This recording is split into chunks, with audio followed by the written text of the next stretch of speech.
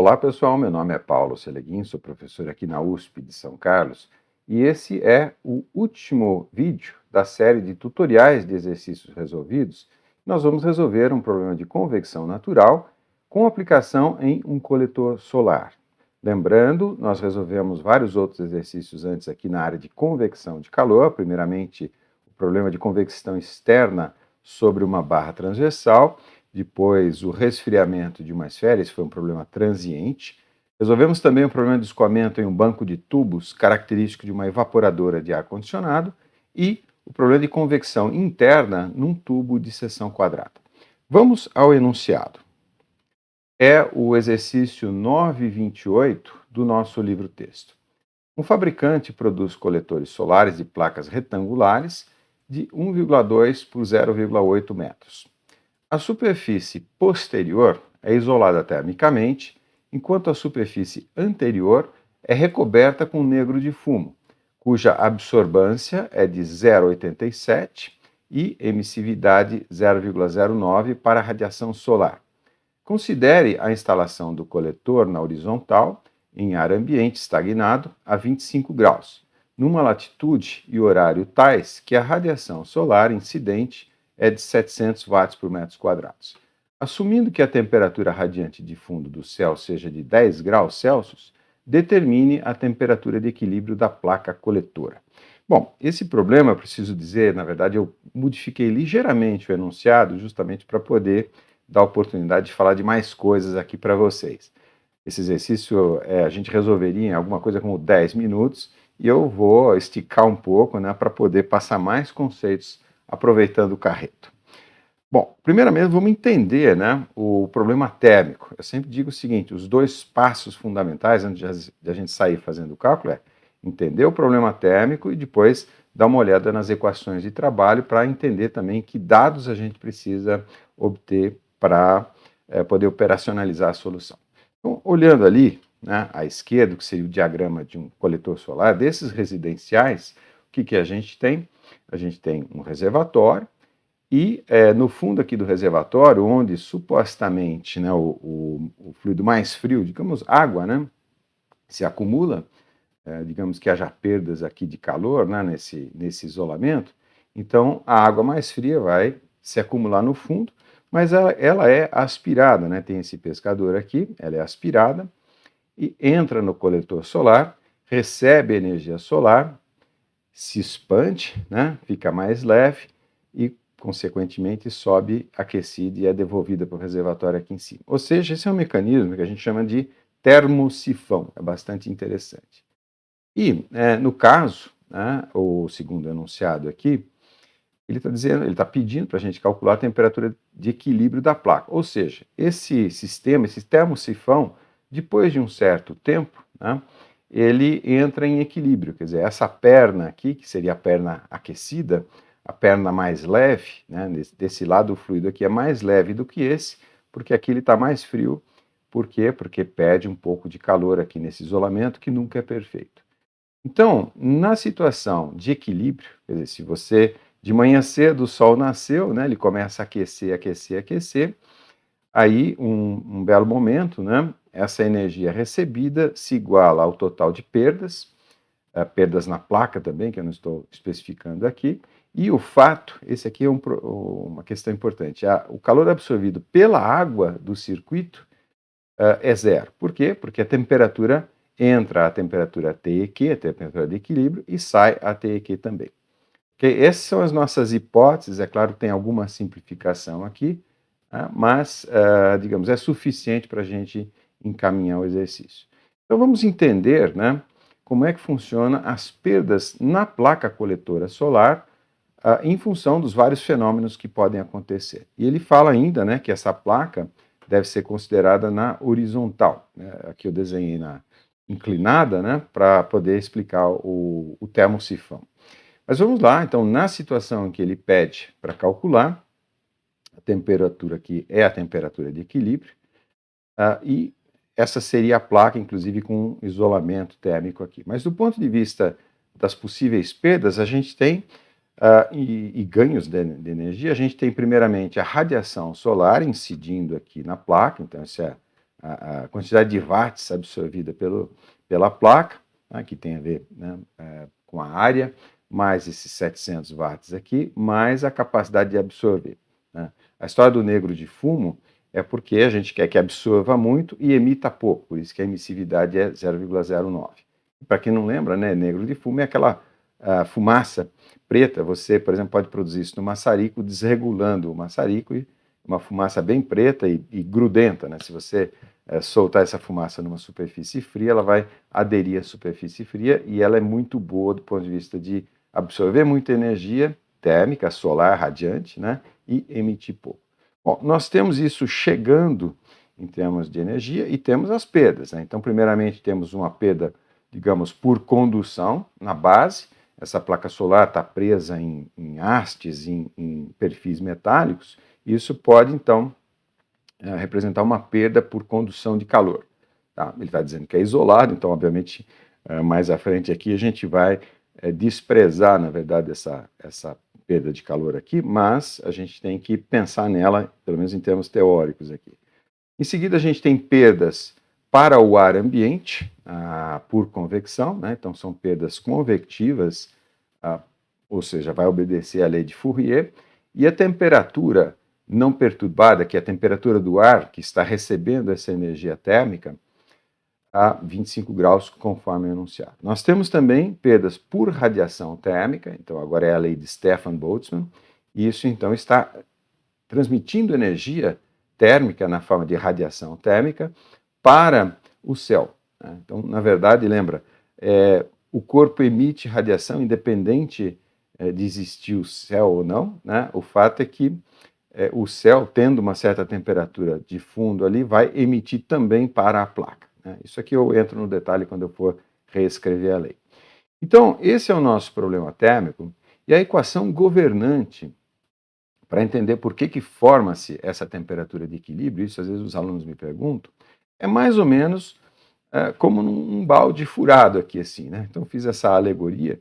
Imagina um balde, ele tem um furinho ali, você começa a encher esse balde de água. No início o vazamento aqui é pequeno, porque, digamos, a coluna de água acima do orifício é pequena, mas chega um momento em que a pressão aqui da água, forçando a água através do orifício, é tal que a vazão de entrada se iguale à vazão da saída. Então, fazendo uma analogia com a nossa placa, o calor recebido do Sol é mais ou menos a entrada, o total das perdas seria esse orifício, e o nível da água aqui no balde, que se estabelece de tal forma que essa vazão aqui acabe se igualando à vazão de entrada, é a nossa temperatura de equilíbrio, ou seja, é o volume aqui, a energia total, a energia térmica total armazenada no balde. O balde seria a placa. Então aqui a equação fica relativamente trivial, mas eu vou formulá-la matematicamente mais à frente. Vamos prosseguir aqui no nosso preâmbulo, né? E entender um pouco os dados que a gente precisa, dar uma olhadinha nas equações de trabalho. Então, está aqui, né, a nossa equação governante, a equação do balde, que é, na verdade, um inventário de energia. Eu sempre digo que a equação de balanço de energia, na verdade, é uma equação de inventário, né, receitas e despesas. Então, eu tenho a energia do Sol sendo recebida, essa não depende de nada, depende só dos 700 watts ali. Isso poderia, por exemplo, depender da hora do dia, se a gente quisesse levar isso em conta. Mas as duas componentes de perda, tratando da voz aqui, pessoal, porque já é o quinto vídeo que eu estou gravando, então a voz já está indo embora. As componentes de perda, né, obviamente desprezando a perda por condução, através da base do material, a gente tem uma perda convectiva, que depende da temperatura de equilíbrio, mais a perda radiativa, que também depende da temperatura de equilíbrio. A gente ainda não escreveu essas equações, isso aqui é lei de Newton, de convecção, e aqui é a lei de Stefan-Boltzmann. Mas esse é aquele problema que a gente tem encontrado frequentemente, em que, para resolver a solução, né, para encontrar a solução, a gente precisa, a priori, da solução, por exemplo, para poder calcular as propriedades termofísicas aqui. Então, nós vamos fazer aquilo que a gente tem feito sempre, que é adotar uma demarche, que significa eu vou especificar, eu vou arbitrar, eu vou supor que a temperatura de equilíbrio seja de 115 graus. Isso nos permite calcular a temperatura média do problema, que seria o 115 mais 25. Lembra, 115 é a temperatura que na superfície da placa, do ar, é a temperatura do ar na superfície da placa. A água aqui do sistema térmico não entra, né, no problema. Por quê? Porque a capacidade de absorção já é zero, porque o sistema já está em equilíbrio térmico. Então, o 115 é a temperatura do ar aqui na superfície, né, a 1 milímetro da superfície da placa, e o 25 é até infinito de convecção. Então, a média das duas é 70 graus. Isso nos permite calcular as propriedades termofísicas, eu já vou mostrar. Aí podemos encontrar a solução resolvendo as equações do problema e, com isso, calcular uma nova temperatura de equilíbrio e iterar o processo como vínhamos fazendo.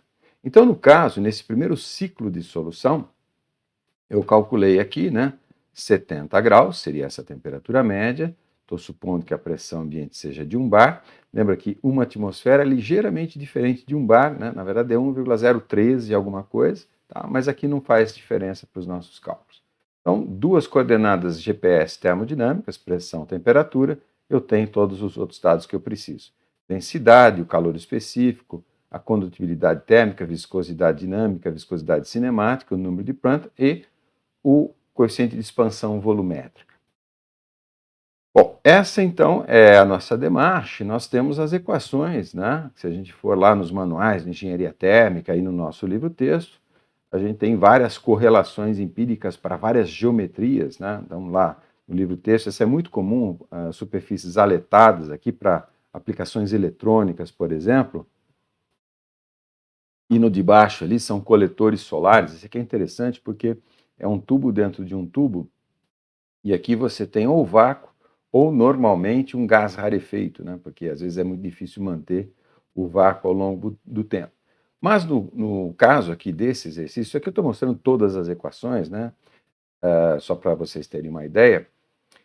Nós temos também aqui no nosso livro-texto, na tabela 9.1, várias geometrias específicas, placa vertical, placa inclinada, as placas horizontais, que é o que a gente vai usar, e os cilindros.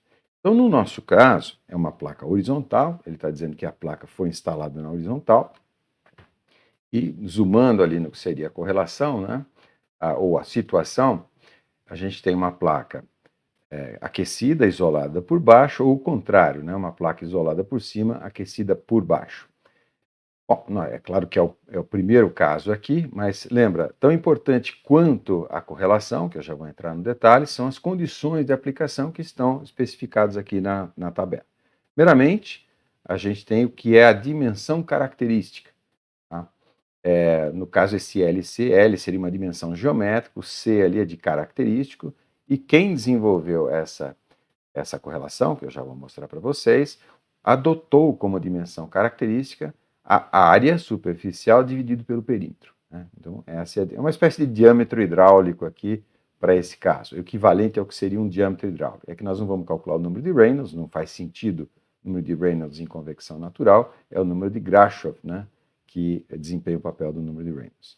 Então, ou Grashof ou Rayleigh, eu já vou falar para vocês. Mas então, o outro ponto aqui, né, no nosso caso, a correlação que a gente vai usar é essa de cima aqui, né?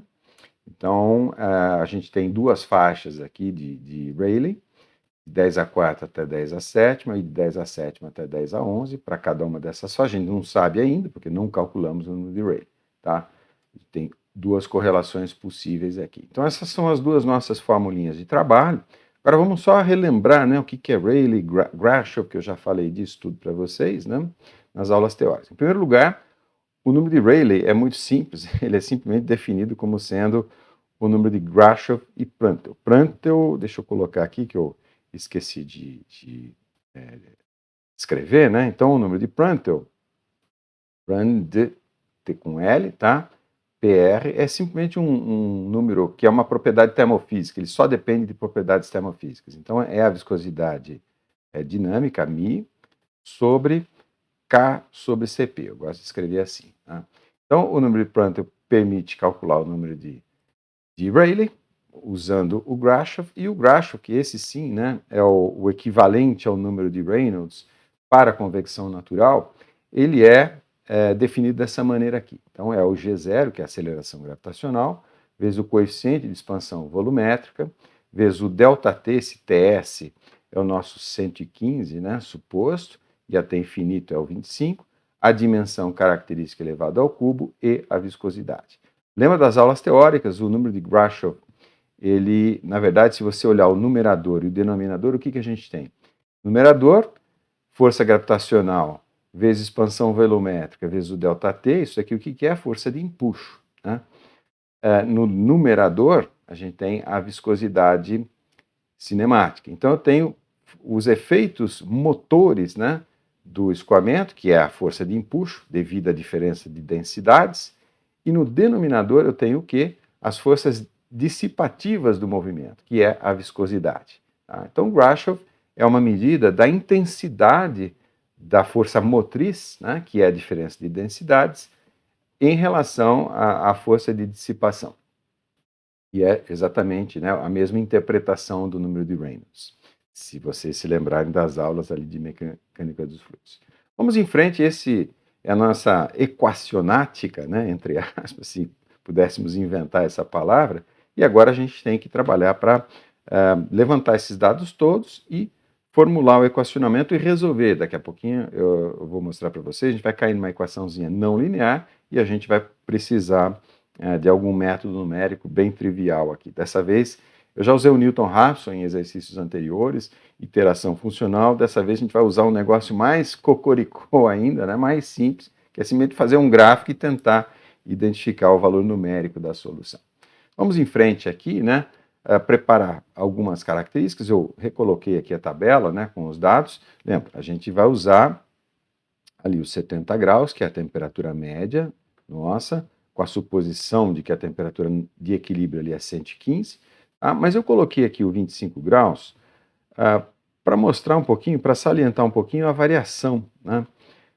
Porque, olha, a densidade de 70 a 25 está variando lá no segundo dígito significativo. Então, é razoável essa variação, o CP varia muito pouco, tá? Está no 1, 2, 3, quarto dígito significativo. Tá?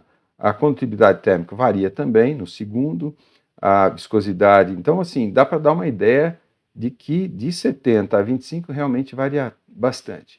Tá? Ou seja, onde está geometricamente essa variação, né, os 115 graus estaria aqui, tá, bem na superfície, tá, no contato com a placa, digamos, no limite da camada limite, a gente teria ali os 70 graus, então é mais ou menos onde eu estou com o mouse aqui, a gente tem aquelas propriedades, e o 25 é numa distância suficientemente grande aqui da placa. Então a gente tem sim alguma variação significativa das propriedades termofísicas, portanto, né, vamos ver se vai ser interessante fazer pelo menos uma iteração ali na nossa demarcha. Bom, então alguns cálculos preliminares simples aqui, o L característico, conforme preconizado ali na tabela da correlação, é a área superficial dividida pelo perímetro. A área superficial são as dimensões da placa, né? Uma placa retangular de 1,2 por 0,8, então o numerador vai 1,2 por 0,8 e o perímetro desse retângulo é 2 vezes a soma de metade dos lados ali, né? Então, fazendo as contas, 0,24 metros. Então, vamos agora ao cálculo do número de Grashof. 9,81, que é a aceleração gravitacional, 0,00292, que é o beta, né, o coeficiente de expansividade volumétrica. Aqui eu tenho 0,029192, eu sempre faço a conta com muitas casas decimais, o máximo que eu posso. Às vezes eu omito algumas aqui no slide, mas para efeito de formatação da equação. Em seguida, o ΔT, 115 menos 25, vezes a dimensão característica ao cubo, que é o 24 centímetros ali, dividido pela viscosidade cinemática. A viscosidade cinemática, ela aparece aqui, 0,202,48, 0,202,48, e eu tenho um 10 a menos 4 aqui, porque a unidade está em centímetros quadrados e eu preciso calcular nas unidades DEFO do SI, do Sistema Internacional de Unidades. O C aqui, então, significa 10 a menos 2, 10 a menos 2 metros, né, que ao quadrado vira 10 a menos 4. Então, fazendo as contas, eu tenho 8,691 vezes 10 a sétima. Isso aqui é adimensional, esse é o nosso Grashof. E multiplicando pelo número de Prandtl, que é o 0,702,47, eu tenho, então, um Rayleigh, número de Rayleigh de 6,7 5,105 vezes 10 a sétima. Tá? Isso, levando nas correlações de trabalho, cria uma situação curiosa que é interessante aqui para efeitos didáticos, né? Eu estou nos limites das duas faixas, né? O 10 a sétima é o limite superior da primeira correlação, da 9,22 ali, e o 10 a sétima é o limite inferior da equação 9,23, as duas equações aqui. Então, vamos entender um pouquinho, né, a diferença, obviamente não dá exatamente a mesma coisa se eu usar uma ou outra, e a gente vai ter que fazer uma arbitragem, que é uma situação muito comum, né, na prática aí da engenharia. Então, calculando o número de Nusselt pela primeira e pela segunda correlação, já que a gente pode, né, indiscriminadamente usar uma ou outra, e elas embutem erros, né, experimentais, eu tenho, fazendo as contas aqui, né, usando a equação 9,22, que é o 0,54 Rayleigh elevado a 1/4, 47,7, e usando a segunda equação, o 0,15 Rayleigh elevado a 1/3, eu tenho 59. Então, é uma diferença significativa aqui, mas lembre, isso é comum nessa área em que a gente usa essas equações empíricas. A questão é adotar uma ou outra, uma média das duas, né, uma solução salomônica. Vamos raciocinar um pouquinho como engenheiros, né? Se eu estou dimensionando um sistema de aquecimento, se eu adotar o número de Nusselt menor, por uma determinada aplicação, eu vou então precisar de mais placas solares. Tá? Se eu adotar um número de Nusselt maior, eu acabo precisando de menos placas.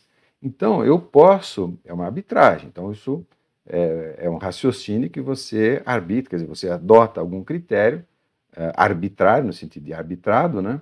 E você toma uma decisão. Então, eu vou trabalhar, como a gente diz, a favor da segurança. Eu prefiro ter mais placas digamos assim, gastar um pouco mais de área de telhado, né, para instalar essas placas, mas sempre ter água quente quando eu preciso.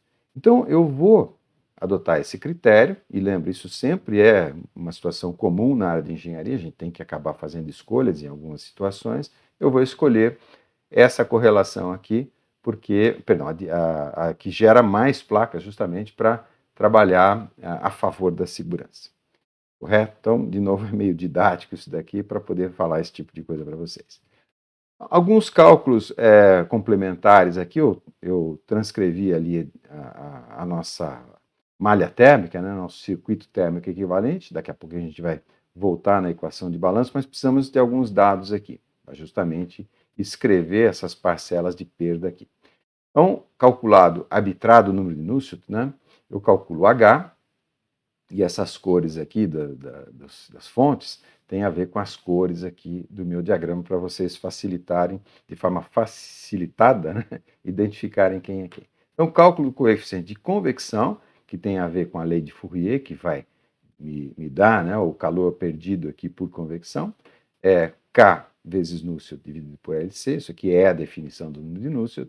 Então, K, 29.518 vezes 10 a menos 3, vezes o número de Nusselt adotado, 47.733. Tá? Esse K aqui vem da tabela de propriedades termofísicas, e o 10 a menos 3 é porque, se vocês voltarem lá, vai estar em miliwatts. Tá? Então, para passar para watts, eu coloco ali um 10 a menos 3. E dividido pela dimensão, que é o 0,24, fazendo as contas, eu tenho um H de 5,672 watts por metros quadrados graus Celsius. Esse é um coeficiente típico de convecção natural. Eu tinha sugerido para vocês, né? Marquem, registrem mentalmente ali os Hs de cada um daqueles 5 problemas que eu estou resolvendo, e depois vocês façam uma comparação. Então, esse é um H pequeno, mas é característico aí de convecção natural. Em seguida, né, a lei de Fourier, que me dá a intensidade de calor, a taxa de perda de calor aqui. Então, é o H vezes a área, vezes o ΔT. Então, o H a gente acabou de calcular, 5,672. A área é a área do retângulo, né, que é o 0,8 por 1,2, que são essas duas dimensões do enunciado aqui. E o ΔT é a temperatura equivalente, né, equivalente não, de equilíbrio, nesse EC aqui é de equilíbrio, menos 25. Isso daqui é uma incógnita, ok? Então, resumindo, né, e fazendo essas contas aqui, eu tenho que a perda por convecção, 5,445, vezes o ΔT. E o ΔT está expresso em função da nossa incógnita, da incógnita do problema, que é justamente aquilo que é pedido, né? Determina a temperatura de equilíbrio da placa coletora. Bom, agora as perdas por radiação térmica, a lei de Stefan-Boltzmann. Um detalhe importante aqui. Então, a lei de Stefan-Boltzmann diz que um corpo emite radiação térmica proporcionalmente à quarta potência da sua temperatura, é o que está escrito aqui. E eu costumo dizer nas aulas teóricas que um corpo emite radiação térmica pelo simples fato dele ter temperatura, independentemente dos outros corpos que o circundam. E é mais ou menos como uma emissora de rádio que transmite a sua radiação eletromagnética, as ondas eletromagnéticas, independentemente de ter gente sintonizando na rádio. Tá? E, aliás, né, ondas eletromagnéticas de uma rádio, a luz visível, as ondas dentro do micro-ondas e radiação térmica, tudo isso, né, são exemplos de radiação eletromagnética, a única diferença são as frequências. Isso é diferente das outras leis de condução, lei de Fourier, e convecção, lei de Newton, que precisam, né, precisa ter um ΔT, precisa de um corpo com mais alta temperatura e um outro corpo com menor temperatura que vai receber essa energia. Então, aqui na equação, voltando na equação de Stefan-Boltzmann, tem um detalhe interessante, né? Aqui está a temperatura da placa, a quarta potência, e isso, então, é a parcela de emissão, né, de radiação por parte da placa. Ah, mas por que tem aqui um menos uma outra temperatura 4? É porque da mesma maneira em que o corpo emite, ele também recebe dos outros corpos que o circundam. Pode ser até uma porção do céu, a parede de um edifício do lado, uma árvore, né? Então essa temperatura toda do pano de fundo, do ambiente externo, ou até infinito de radiação, como está mostrado aqui, segundo o enunciado, é de 10 graus, e é por isso que a gente vai usar 10 graus aqui. Então, essa equação, ela é uma espécie de balanço radiativo, aquilo que a placa está emitindo e aquilo que a placa está recebendo, obviamente, proporcional à emissividade, à área e à constante de Boltzmann. Okay? Mais detalhes, aí eu recomendo o vídeo, né, sobre radiação térmica ali no piloto Coursera. Vamos em frente colocar os valores numéricos, então a emissividade 0,09, que é o segundo enunciado, a área, a constante de Boltzmann e o ΔT em Kelvin, né, o 233 aqui para passar para Kelvin. Então, fazendo algumas contas e para compactar, né, 4,89, 10 a menos 9, vezes a temperatura incógnita, menos o 283 a quarta, que é essa parcela aqui. Bom, resta calcular a energia incidente do Sol. Então, a absorbância, alfa, Q0, que é a constante solar, os 700 watts por metro quadrado, e a área, que é o 0,8 vezes 1,2, fazendo as contas, 584,6 watts.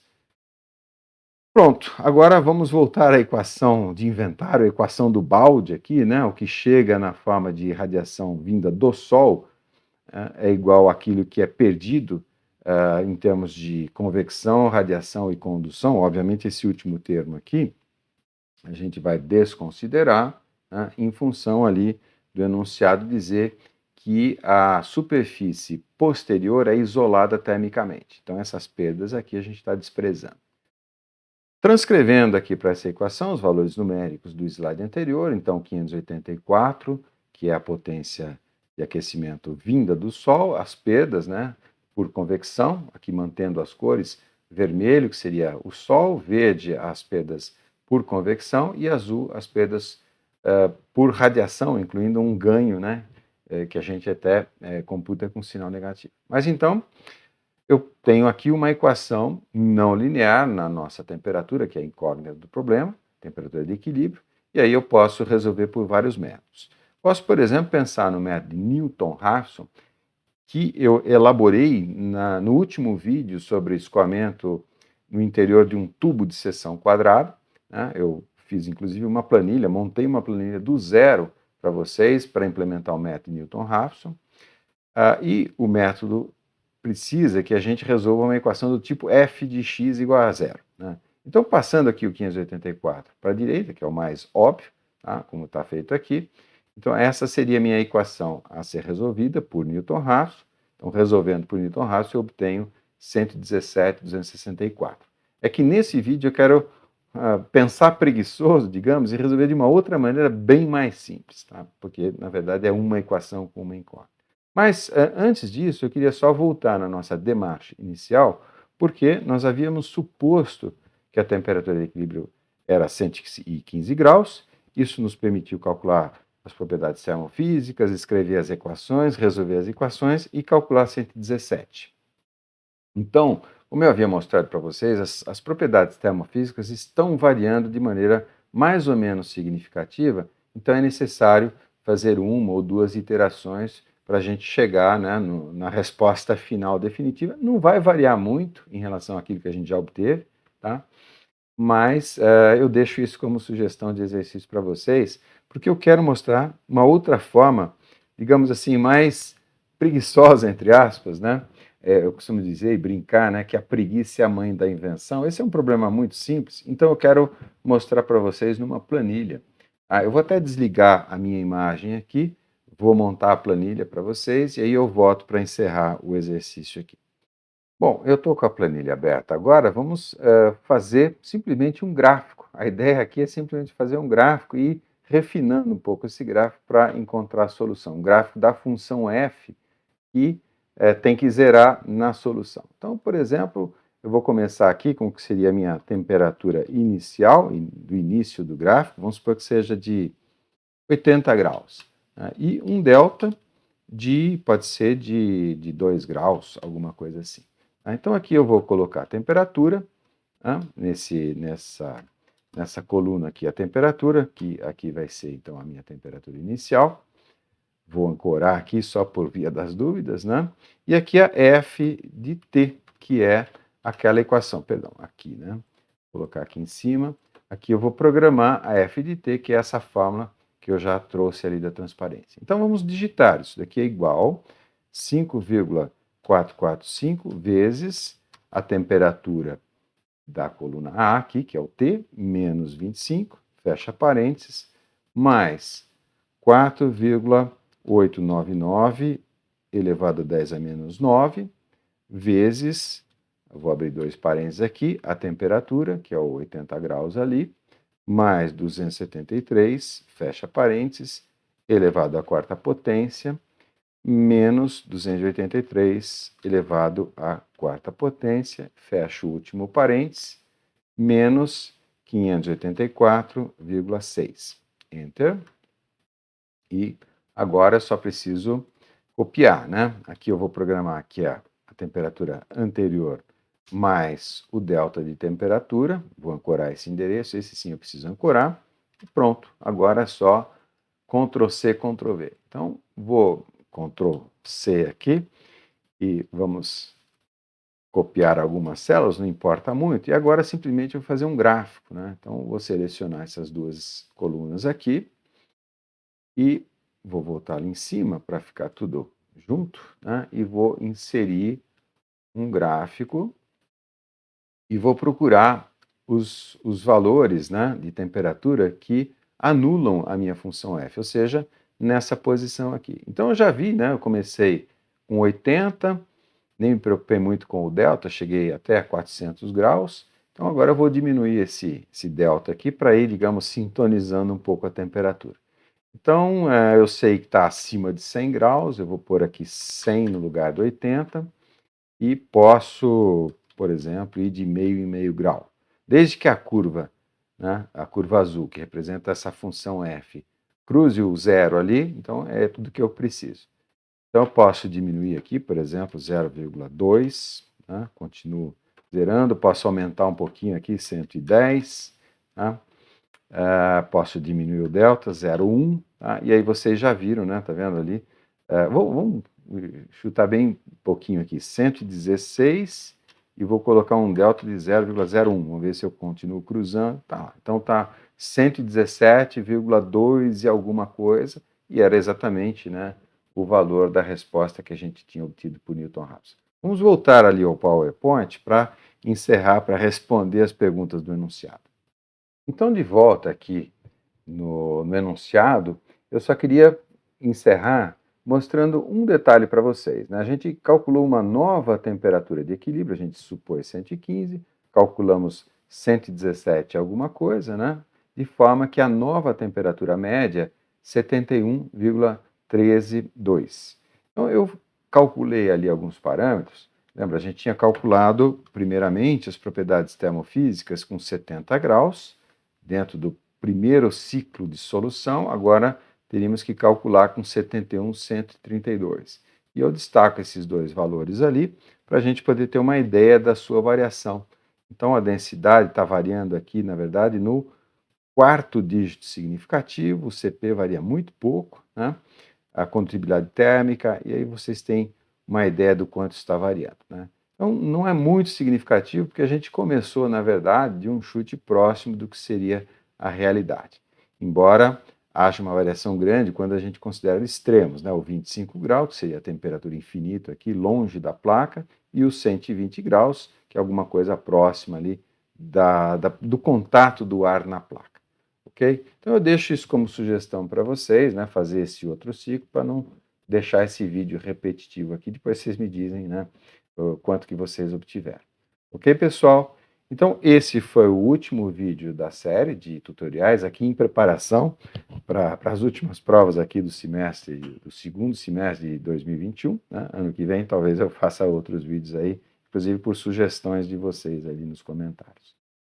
Eu queria só falar um pouquinho do canal aqui, né? Esses vídeos todos estão nos playlists, então entrando ali no canal, procurem os playlists no caso aqui de fenômeno de transporte, solução de exercícios, né? E no caso aqui da turma de 2021, tem um playlist específico para vocês que estão se preparando para as provas finais. Então é isso, pessoal, até a próxima.